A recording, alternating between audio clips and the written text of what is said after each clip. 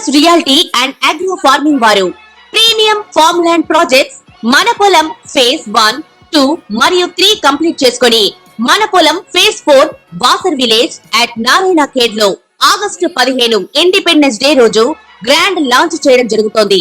Launching మరియు independence day సందర్భంగా 5 guntas land out rate లో బుక్ చేసుకున్న వారికి 1,50,000 రూపాయల డిస్కౌంట్ తో పాటు 2 గ్రాముల గోల్డ్ ఫ్రీగా ఇస్తున్నారు. పూర్తి వివరాలకు సంప్రదించండి.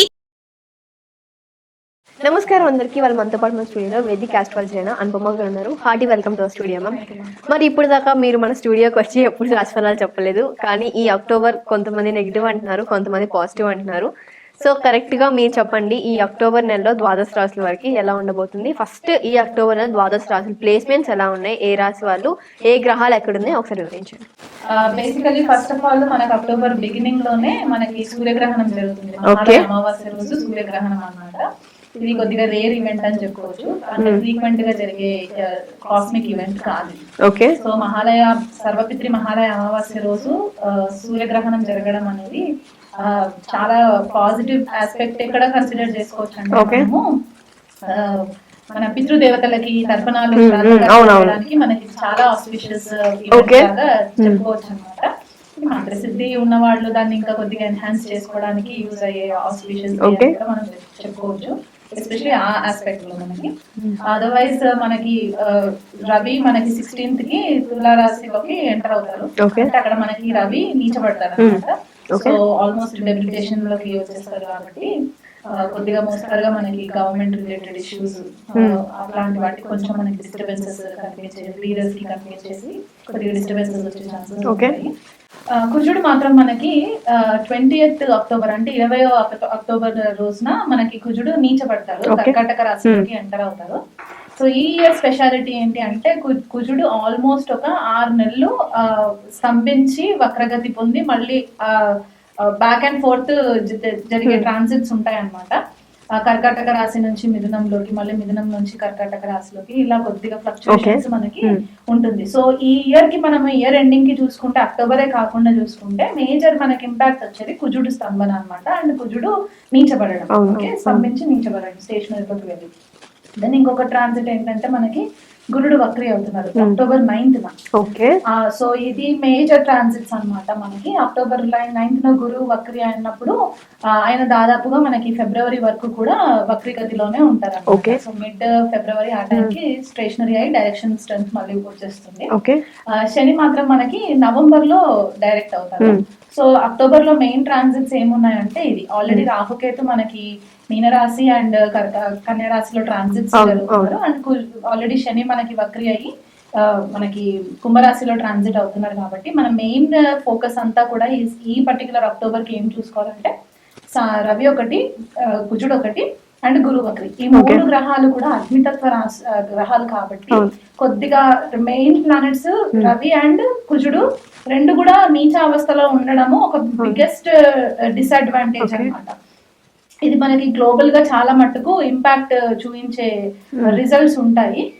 ఇన్ టర్మ్స్ ఆఫ్ మనకి ఏదైనా సడన్ వార్ ఎక్స్ప్లోజన్స్ లాగా అవ్వడము, లేకపోతే గవర్నమెంట్ లో రీస్ట్రక్చరింగ్స్ అవ్వడము, ప్రాపర్ స్టెబిలిటీ ఉండకపోవడము, ఇంపల్సివ్ డిసిషన్స్ తీసుకోవడము, ఇట్లాంటివి జరిగే ఛాన్సెస్ మనకి చాలా మట్టుకు కనిపిస్తాయి అన్నమాట ఈ అక్టోబర్ నెలలో. ఇది దాదాపు అన్ని రాశుల వాళ్ళకి ఎఫెక్ట్ అయ్యేది. ఈ రాశికి బాగుందా, ఆ రాశికి బాలేదా అన్నట్టు కాకుండా మేజర్ గా అందరికి సమానంగా ఎఫెక్ట్ అయ్యే సిచ్యువేషన్స్. దాంట్లో మనకి సూర్యగ్రహణం ఎఫెక్ట్స్ కూడా ఉంటాయి కాబట్టి దాన్ని కూడా మనము కన్సిడరేషన్ లోకి తీసుకోవాలి. ఓకే మ్యామ్, మరి వృశ్చిక రాశి వారికి అక్టోబర్ లో ఎలా ఉండదు ఒకసారి వివరించండి. వృశ్చిక రాశి వాళ్ళకి లగ్నాధిపతి షష్టాధిపతి భాగ్య స్థానంలో ఉంటారు కాబట్టి వీళ్ళకి లాంగ్ డిస్టెన్స్ ట్రావెల్ అంటే దూరదేశ ప్రయాణాలు ఏవైనా చేయాల్సి వస్తే, అత్యవసరమైన పరిస్థితుల్లో ఇంకా తప్పదు అనుకున్న టైంలో కనుక వస్తే చాలా కేర్ఫుల్ గా ప్రికాషన్స్ తీసుకొని వీళ్ళు ఇంట్లో నుంచి అడుగు బయట పెట్టాలన్నమాట. ఎందుకంటే కొద్దిపాటిగా కుజుడు మనకి ఫేవరబుల్ గా లేరు కాబట్టి యాక్సిడెంట్స్ జరిగే ఛాన్సెస్ ఉంటాయి. లేకపోతే ఏదైనా ట్రావెల్ మొదలు పెట్టిన తర్వాత ఏదైనా వస్తువులు మర్చిపోవడం అనేవి జరగడం ఛాన్సెస్ ఉంటాయి. సో ఇది ఒకటి మెయిన్ ఇంపార్టెంట్. అండ్ సేమ్ తులారాశి వాళ్ళకి ఎట్లాగైతే చెప్పుకున్నామో, వృశ్చిక రాశి వాళ్ళకి కూడా కొద్దిపాటిగా ఈ దొంగ స్వామీజీలు, దొంగ బాబాలు ఎవరైతే ఉంటారో వాళ్ళ నుంచి కొద్దిగా కేర్ఫుల్ గా ఉండాలి. Fake babas and fake gurus ఎవరైతే ఉంటారో అన్ని తెలుసు అని చెప్పేసి కొన్నిసార్లు ట్రాప్ చేస్తూ ఉంటారు కదా, అలాంటి వాళ్ళ దగ్గర కూడా కొద్దిపాటిగా కేర్ఫుల్ గా ఉండాలి. అండ్ ఎందుకంటే ఇక్కడ ఇమోషన్స్ ఎక్కువ ప్లే చేసే టైంకి వచ్చినప్పుడు లాజికల్ మైండ్ పనిచేయదు కాబట్టి దానివల్ల కొద్దిగా ఇబ్బందులు ఫేస్ అయ్యే ఛాన్సెస్ ఉంటాయి. ఇంకొకటి ఏంటంటే హెల్త్ ని అస్సలు నెగ్లెక్ట్ చేయకూడదు. ఎందుకంటే పంచమ స్థానంలో ఆల్రెడీ రాహు ట్రాన్సిట్ అవుతుంది, చతుర్థంలో వక్రి శని నడుస్తుంది, అండ్ భాగ్యస్థానం నుంచి వక్రి శని పైన దృష్టి కుజుడిది పడుతుంది కాబట్టి తండ్రికి అండ్ మదర్ కి ఇద్దరికి కూడా కొద్ది ప్రాబ్లమ్స్, హెల్త్ పరంగా ప్రాబ్లమ్స్ ఉంటాయి కాబట్టి దానికి తగ్గట్టుగా కొంచెం కేర్ఫుల్ గా ఉండాలి. అండ్ వైఫ్ కానీ హస్బెండ్ తో కానీ వాళ్ళకి ఈగో క్లాషెస్ వచ్చే ఛాన్సెస్ కూడా ఉంటాయి ఈ పర్టికులర్ ట్రాన్సిట్ లో.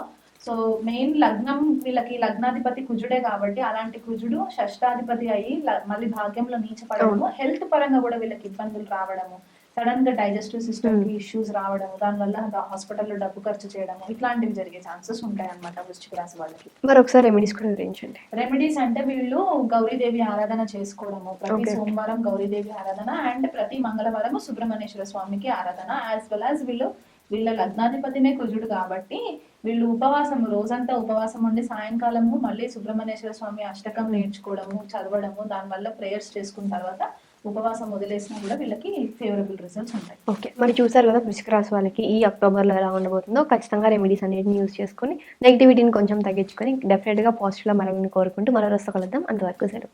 మరి మీన రాశి వారికి అక్టోబర్లో ఎలా ఉంటుంది ఒకసారి వివరించండి. మీనరాశి వాళ్ళకి ఇప్పుడు ఆల్రెడీ లగ్నంలోనే రాహు సంచారం జరుగుతుంది. మీన లగ్నము మీన రాశి వాళ్ళకి ఆల్రెడీ ఏలినాటి శని ప్రభావంలో ఉన్నారు. సప్తమంలో కేతు ట్రాన్సిట్ అండ్ మనకి కుజుడిని చూసుకుంటే ద్వితీయాధిపతి అండ్ భాగ్యాధిపతి కుజుడు పంచమంలో నీచబడము. సో ఇక్కడ పిల్లలకి సంబంధించి ఇబ్బందులు రావడము, పిల్లల వల్ల అనవసరమైన మానసిక ఒత్తిడికి గురవ్వడము, లేదా పిల్లల హెల్త్ పరంగా కొద్దిపాటిగా డిస్టర్బెన్సెస్ రావడము, ఎక్కడైతే ఆల్రెడీ ఇన్వెస్ట్మెంట్స్ చేసి ఉంటారో ఆ ఇన్వెస్ట్మెంట్స్ లో కొద్దిపాటిగా లాసెస్ రావడము, లేదా ఇంకా అనుకోకుండా ప్రాపర్ ప్లానింగ్ లేకుండా వీళ్ళు డబ్బు నష్టపోవడము, తెలిసి తెలియగా ఎక్కడైనా పెట్టుబడి పెట్టడము, అందులో ల్యాండ్ కి సంబంధించి రియల్ ఎస్టేట్ కి సంబంధించి పెట్టుబడి పెట్టడము, లేకపోతే కొత్త ప్రాజెక్ట్స్ ఏదైనా చేయడము, దాని ప్రాపర్ ప్లానింగ్ లేకుండా చేసుకోవడం వల్ల కూడా వీళ్ళకి కొద్దిపాటిగా డిస్టర్బెన్సెస్ కనబడుతున్నాయి. అనవసరమైన మాయాలోకంలో ఉండడము, ఎందుకంటే ఇక్కడ మీనరాశి వాళ్ళకి ఆల్రెడీ రాహు సంచారం జరుగుతుంది కాబట్టి వీళ్ళు ఊహించేది ఒకటి, దాని అంచనా ఇంకొక రాగా ఉంటుంది అనమాట. సో దాని వల్ల కూడా వీళ్ళు కొద్దిపాటిగా వీళ్ళ క్యాలిక్యులేషన్స్ మిస్లీడ్ చేస్తాయి అనమాట. వీళ్ళ డెసిషన్స్ ని ప్రాపర్ డెసిషన్ మేకింగ్ స్కిల్స్ కూడా వీళ్ళకి ఉండవు ఈ పర్టికులర్ మంత్ లో. అండ్ తండ్రితోటి కూడా కొద్దిపాటిగా హెల్త్ ఇష్యూస్, తండ్రికి హెల్త్ ఇష్యూస్ రావడము, లేదా తండ్రితోటి కొద్దిగా వాగ్వివాదాలకి లోన్ అవ్వడము మనకి క్లియర్ గా కనబడుతుంది. అంటే వీళ్ళు ఒకటి చెప్తే ఫాదర్ ఇంకొకలాగా అర్థం చేసుకొని డిసగ్రిమెంట్స్ జరగడము, లేకపోతే డ్యూయల్ పార్ట్నర్షిప్ ఫాదర్ తోటి ఏదైనా చేస్తున్నారంటే అక్కడ కూడా కొద్దిపాటిగా డిసగ్రిమెంట్స్ రావడము, ఇవన్నీ మనకి క్లియర్ గా కనబడుతున్నాయి. సిబ్లింగ్స్ తోటి కూడా అంటే అక్క చెల్లెళ్ళు అన్నతమ్ములతో కూడా కొద్దిపాటిగా కమ్యూనికేషన్ లో ఇబ్బందులు రావడం కనబడుతూ ఉంది మనకి.